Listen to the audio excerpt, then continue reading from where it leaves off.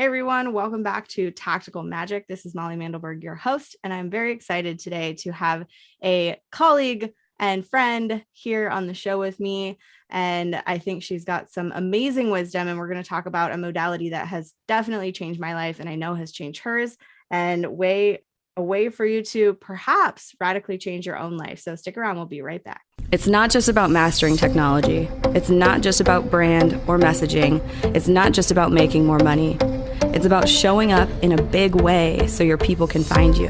This is about bringing your most wild and authentic self into the hustle and grind. Welcome to Tactical Magic, a business strategies podcast for the warrior goddess entrepreneur. Okay, Amanda Ferrat has a prolonged history of education and experience in the mental health and wellness field and social services. She received her undergraduate degree in family science from Montana State University and pursued a Master of Social Work temporarily before having to attend to her own needs after facing a great number of losses in a short span of time. Although her healing journey has not been easy, Amanda now has the confidence and resilience to meet challenges head on with compassion and grace.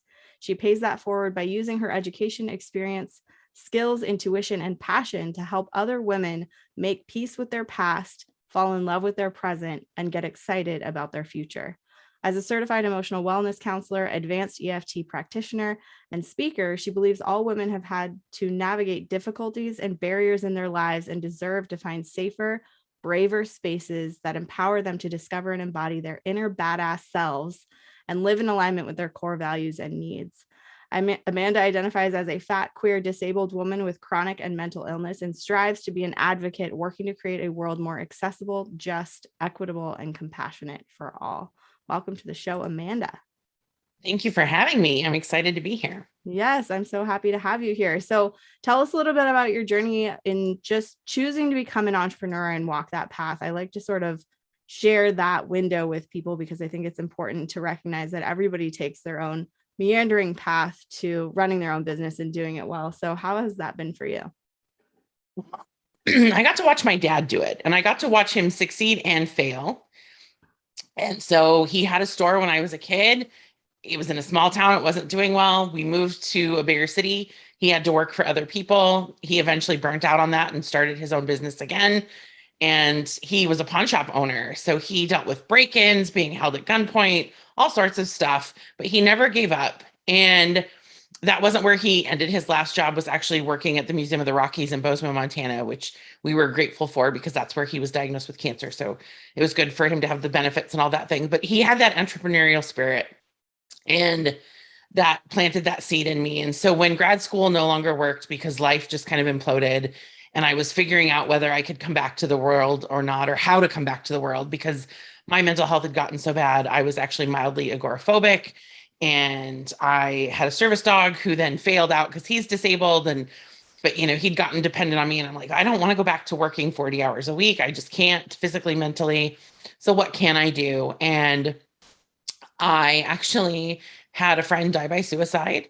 And he not only had been somebody I'd gone through high school and college with, but he married my best friend's sister.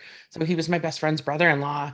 And I went home and helped them navigate this traumatic loss. And as I got home from this several weeks back in Montana, I was like, okay, I'm good at loss. I'm good at grief. I'm good at difficult emotions. I've always been that friend that people turn to. How do I turn this into something? And so I decided I was going to be an emotional wellness coach. I got back out there into the world. I started to attend networking events and actually like putting myself out there. And then COVID hit. And I was like, oh, now I have to isolate. Now I have to stay home. Like, what is this going to do? And so I dove into every single online option out there for networking, for learning from other coaches. And I eventually learned of EFT tapping through Jackie McDonald.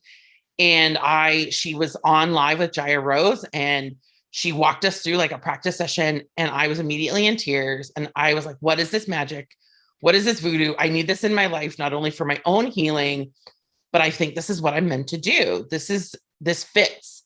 This is the first thing that really feels like it fits intuitively, just in all manner. And so I was like, are you teaching, how do I do this? And sure enough, she was launching her basic course again. I handed her my credit card number right away. I was like, yes, please. and then found out she was doing advanced, which dove deeper into trauma and parts of self and past memory work. I was like, yes, please. Here's my credit card again. And in all of that, I was like, I paid all this money for part of a master's of social work, even though I didn't finish the program. I have all this knowledge, but trauma brain buried it all, because our brains are very beautiful, magnificent things that they think they're doing us a favor by burying all this stuff, but they bury the good stuff too. And I was like, I want to bring some of that back out. So I found a wellness counseling certification program through eCornell. So I did that in conjunction with the tapping, and Value Yourself Counseling was born. And I finally feel like I'm on the right path. I'm 43 years old and I finally know what I want to be when I grow up for the most part. And it feels really good. But my dad is definitely who planted that seed. And then life just kind of had to unfold. I love that. And I love how it was like an unfolding process of discovering. It's kind of like dowsing for the thing that matches the vibration. And when you come across it, I had an experience like that with somebody else on a Facebook Live where they said the Access Consciousness Clearing Statement, which sounds like gobbledygook because it's short speak for a bunch of other stuff. And the moment I heard it, my whole, like, everything faded into gray. And that was like something I had to know right now because it resonated so deeply. So it's almost like we can feel like we want to move in a certain direction, but there are moments in life that pull us down a certain path. Right. And that is worth trusting. That's worth exploring. I love how you got curious about it and then just knew that's something worth diving into. What's been your experience with the tapping itself? Emotional freedom technique, which we're calling EFT, is a tapping process where you tap different meridian points on your body while saying things, verbally processing things. And it actually changes your, I'm going to just make this up and you can say it in a better way. It changes your like nervous system response in such a way that you no longer have the emotional attachment or the emotional responsiveness to certain things. So I started digging into EFT, my last really bad breakup, which was sort of at the beginning of my business also. And I was tapping all the time and I was practicing it. I was using it. And it wasn't until I had gone to the hospital for some tests or something, and I was having this like trigger response of nobody can help me and I'm all alone and I have to take care of myself, that I was like, oh, now is a good time to tap. Like I was having like a serious cry, emotional breakdown, and just started tapping. And within 10 seconds, I stopped crying and felt calm. So that's my like biggest, that was when I was like, oh, like I've been tapping, trying to process this breakup, but like this is an actual instance where it just immediately worked for me and it changed my reality, changed my life, changed my mindset in that exact moment. So can you give us some examples or give us some stories of how EFT has like helped your life? I know you said you unpacked all that social work, memory stuff, which is awesome.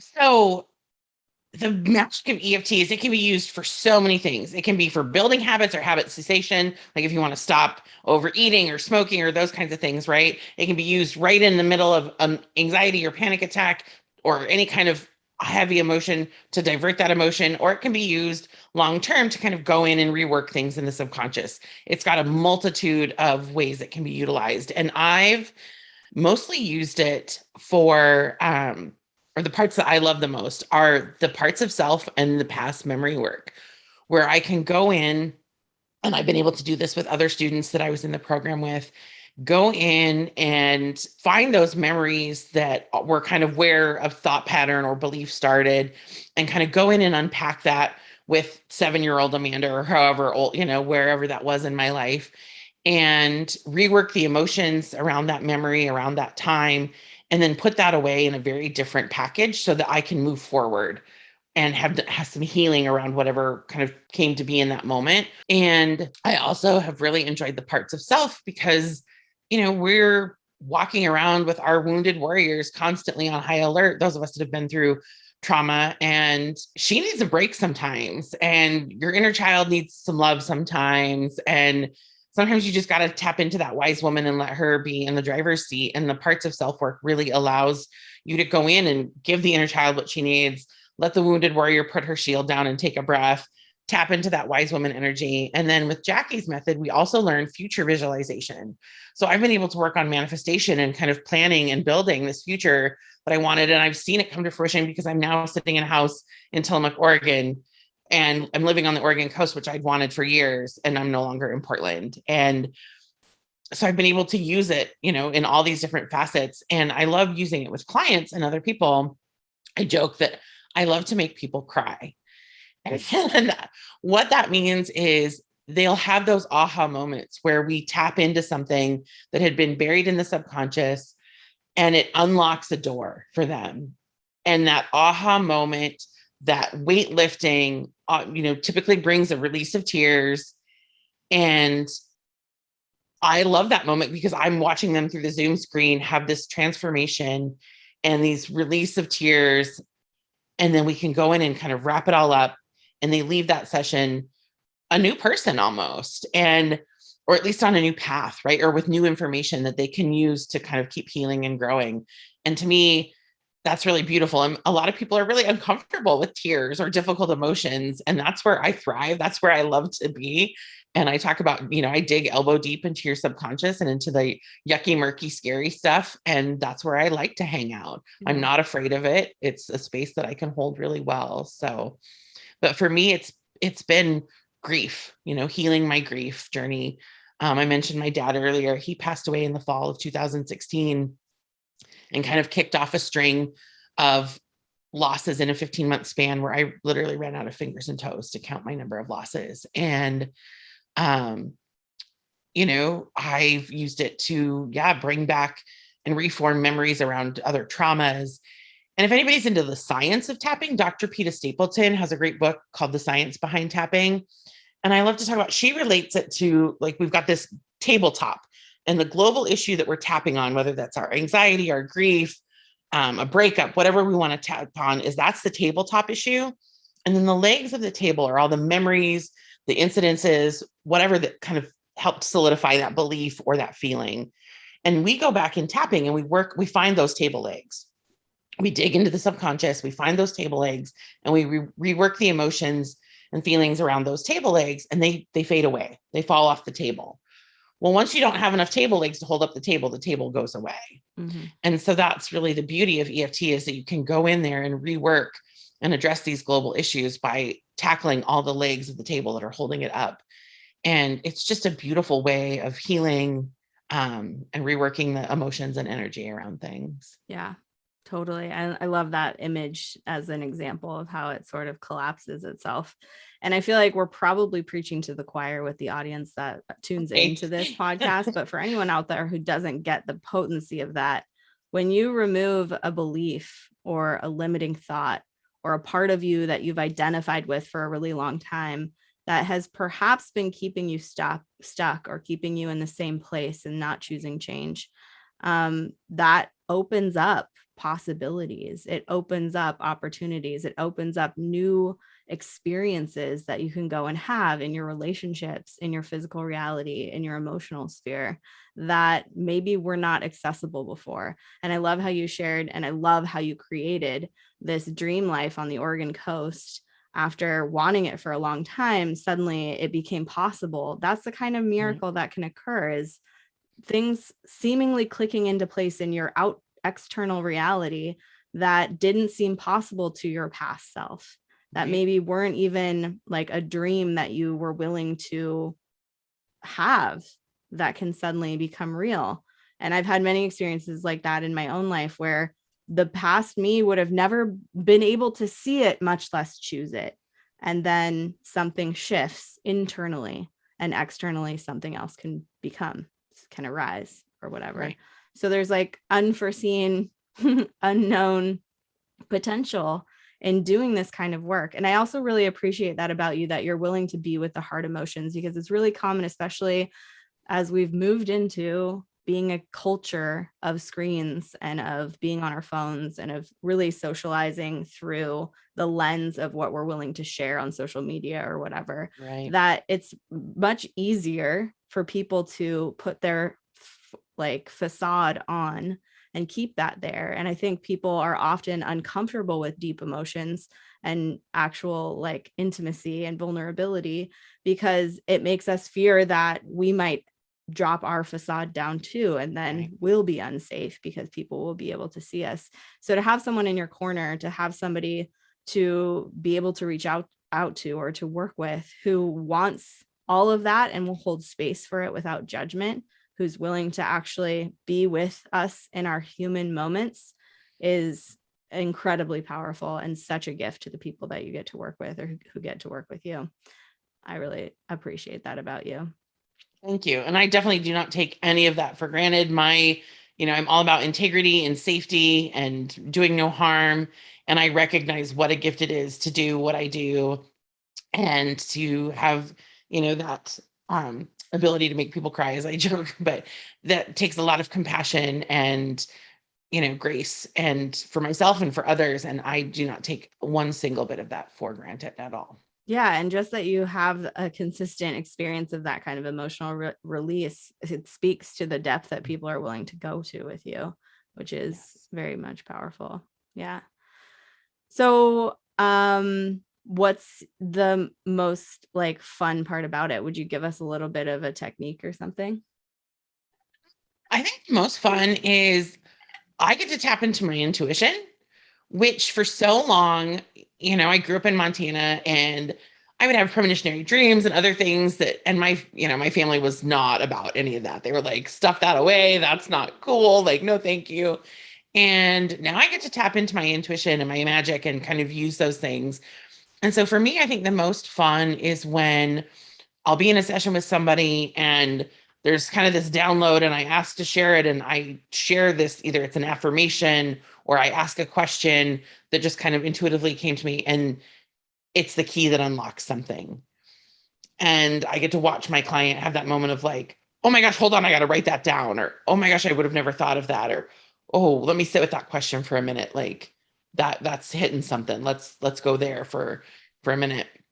And just getting to have that, letting my intuition kind of be in the driver's seat, and then follow that with curiosity and compassion with my clients and even with myself, right? Like sitting and getting curious with myself and holding that space for myself and getting to kind of put on the detective hat and like, okay, let's see where this goes. Like, why is this coming in, why is this coming to be? And like, where is it trying to take us? So I think that's the most fun. It is fun. And I will say, having done a lot of EFT on my own, that this is a technique you can do on yourself and you can watch YouTube videos to do it, but it is so much more dynamic when you do it with someone facilitating you, because of that very thing. We're saying a phrase or a statement, or we're describing a story and we're working through it. Someone else can hear things in what you're saying that you have no idea just came out of your mouth. Yeah. So to have that reflection and to have somebody who's willing to like point at the spot where we're going to go deeper is so much more helpful. I think, to bring back that table analogy, it's so much easier to find those table legs when someone else is looking at your table, because you've been used to this table being just a flat earth situation, and not realizing that there's table legs at all. That those some mixed metaphors there. I love it. But it's so much more powerful to have somebody else witnessing it and helping you dig into the places that are maybe, subconsciously normal to you, and saying, let's go towards that. And then boom, more stuff can change. Right. And I can also tell when something's not landing. And so then I know that maybe my client's not sharing, right? That there's a wall up. Mm-hmm. And so we can work on that and we can kind of break through that wall. And it was really cool when I was in the program. One of my tapping buddies, who we tapped repeatedly, and, it was in our pod. So we're being observed by the instructors. And we had that moment of like, this isn't landing. And so I stopped us and I was like, I can tell this isn't landing. I know you well enough. Like, what's going on? And she's like, you're right. It's not landing. And so we got to have this beautiful moment of like reassessing and me asking some new questions. And then we landed on it and figured it out. And it was boom. And then we had this rest of the session, and she went from like, her sides had been up at a 8 or a 9 and she was down to like a 2. And it was just this, she was like, no, that's it. You got it now. And all these other things were coming to her, and it just unlocked whatever was behind that wall.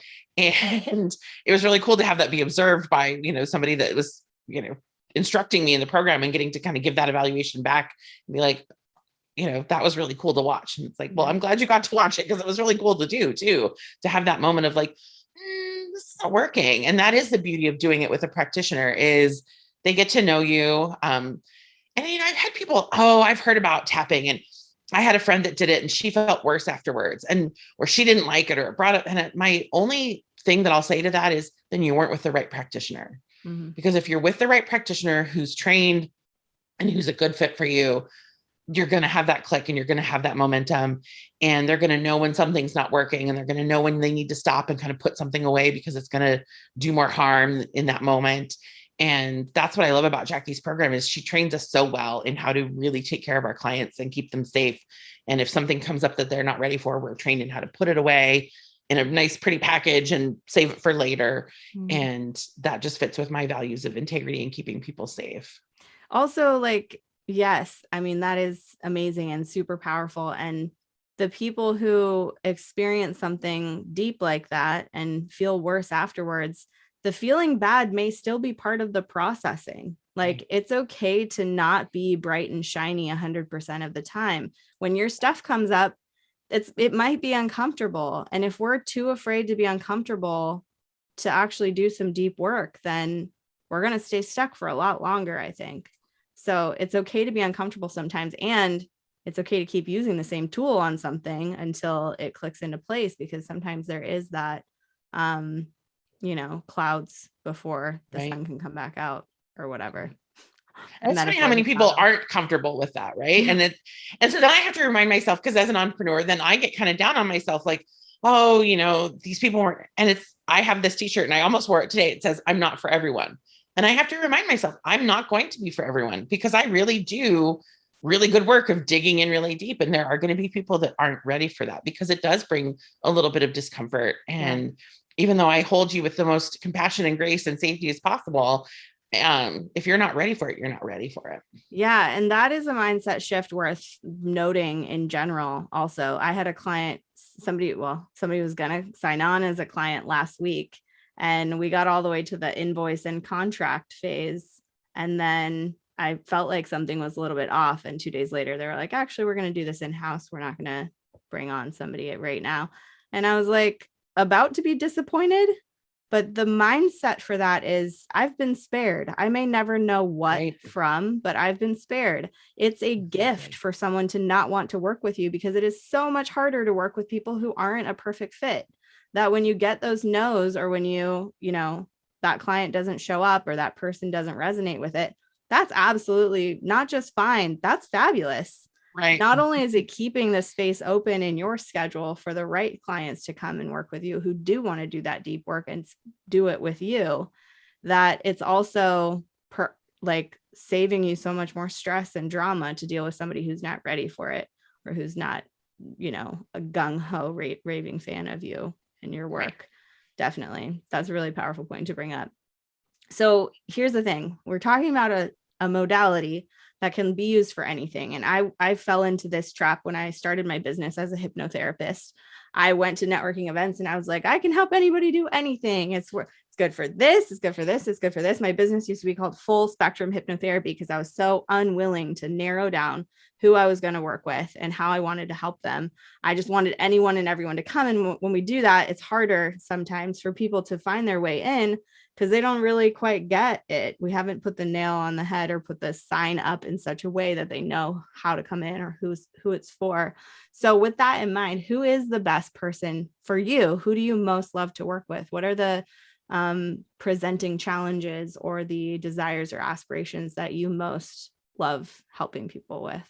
So, I like people that are just a few steps behind me, obviously on their own hero journey. And so for me, that is women who are struggling with those difficult emotions, whether it's grief, anxiety, trauma has led up to things, and they are done. They are done being stuck. They're done letting those things kind of get in the way.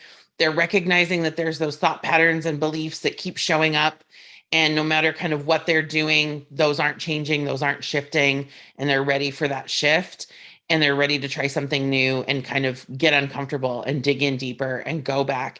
And whether they are aware or not of what or where those things started, they're ready to do the work to go in there and kind of like take out those table legs, so to speak. And they want to tap into, they know that there's that inner badass in them. They know that they're at their core, there is this woman, that wise woman, right? That is wanting to be in the driver's seat, that is wanting to kind of come to the forefront. But that inner child, that wounded warrior, they need a little TLC and attention before that can happen. Totally. Awesome. So what is the best way for people to get a hold of you? Because I imagine there's some people out there listening who are thinking, you know what? I should try this. It might be time. It might be time to let my armor down and actually rearrange the furniture in this house so I can walk through things instead of get stopped at them. Ooh, I like that. Just gave me tingles. Thank you. I love that. Recording, so you can use that free copy. So this wonderful coach of mine let me know about Campsite Bio. So that's actually she's talking about me. Yes, I am. So Campsite Bio /VYC, which stands for Value Yourself Counseling, is kind of the easiest link to find all my things. And if you can't remember that, I'm on Instagram, and that link is in my bio, and it's just Value Yourself Counseling on Instagram. Awesome. So Value Yourself Counseling. If you're listening to this podcast on a phone, now is the time to open Instagram and search Value Yourself Counselings and shoot Amanda a DM. Let her know you're interested. You heard this podcast. You want to know more. And yeah, we've got amazing stuff coming up. And I mean, I'm just really grateful that there are more people like you out in the world doing your great work. And are there any last words of wisdom that you want to leave people with? I love the sentiment of it's okay not to be okay. And it's okay to choose differently, to say, I've had enough. I'm ready to do something different, and to choose yourself, because in that, and saying that enough is enough, you're choosing you, and it's okay to choose you. It's about damn time y'all chose you already. Right. Yeah, I agree with that 100%. Yeah. A friend of mine, Leah Dunlap, says, if you're going through hell, don't set up camp. It's okay to go through hell. Just don't make it at your home. Let it be a place that you're moving through. I love that. Awesome.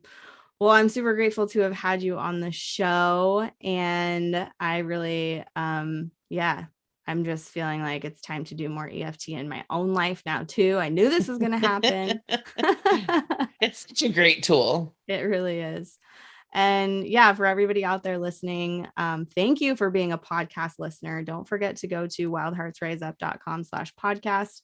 If you haven't already checked out my other show, Reveal the Game of Life, or if you want to support this show to remain commercial free, we'd love your support through one of those little Patreon links. You'll get cute stickers from me in the mail, depending on what level you Patreon fund us with, if you want to. But stay tuned. We've got more awesome episodes coming up. And don't forget to go to Value Yourself Counseling on Instagram, or campsite.bio/V as in Victor YC. And thank you, Amanda, for being on the show. And thank you for having me. Yeah, we'll see y'all again soon. Bye.